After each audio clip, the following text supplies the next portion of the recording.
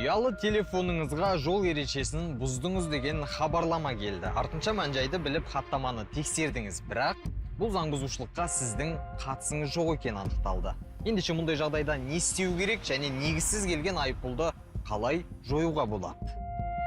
Кейінгі уақытта жүргізушілер тарапынан көшедегі камералардың жұмысына қатысты арыз шағым көбейіп кетті. 86 теңге штраф келіп тұр. Средний скорость. 13:31-де мен өткем, міне машина тұр, полный антеннасымен, менде антенна тұрған.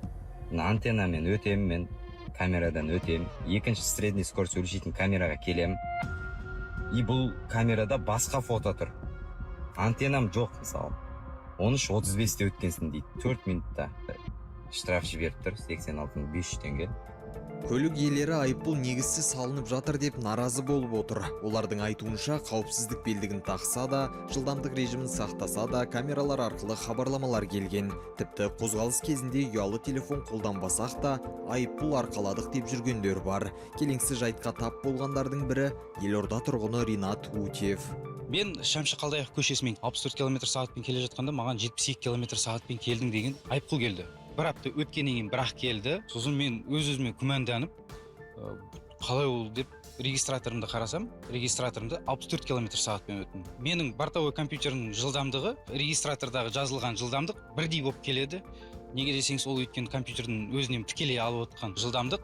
Жылдамдықты асырмағанына көзі жеткеннен кейін кейіпкеріміз дәлел дәйегін жинап, өтініш жүйесі арқылы тиісті органдарға бірден шағымын жеткізген. Өтініш әлі жауап берген жоқ. Екінші қыркүйекке дейін жауап береді. Мен жалғыз емеспін. Бір қызға тіресі өте көп адам. Мен де алдым.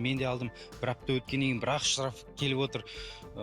Не сұмдық бұл, бірақ мен төлей салдым. 2 штраф келді. Маған 2 аптада 2 штраф келді. Мамандардың айтуынша ақылды камералар деректерді өз өңдейтіндіктен кейде қателік жіберіп алуы мүмкін.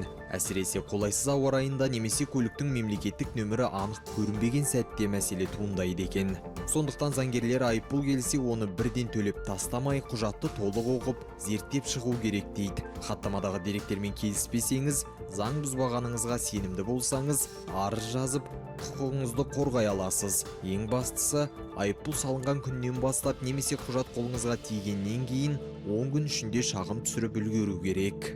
Бірнеше мүмкіншіліктер бар. Бірінші кезекте ол қамқор gov деген қосымша бар. Сол жаққа нақты жазылып тұрады, айыппұл бойынша арыз беру деген. Яғни сізге айыппұл келді, ол жерде протоколдың нөмірі тұрады. Не үшін болған тұрады, егер қателікті анықтаған болатын болсаңыз, ол туралы сіз шағымыңыз болатын болса, осы қамқор gov-қа кіріп, жаңағы айыппұлдың нөмірін тіркеп, қалай болды, соның барлығын нақтылап көрсетіп, өз уәждеріңіз, дәлелдеріңіз көрсетіп, қамқор gov-қа өтініш жіберетін болсаңыз, бірақ ескеруіміз керек, барлық алгоритммен тұрады. Сол арқылы қате айыппұлды өшірсеңіз болады.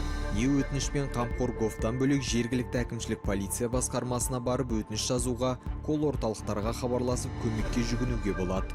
Үкім шыққанға дейін жүргізуші айыппұлды төлемеуге құқылы.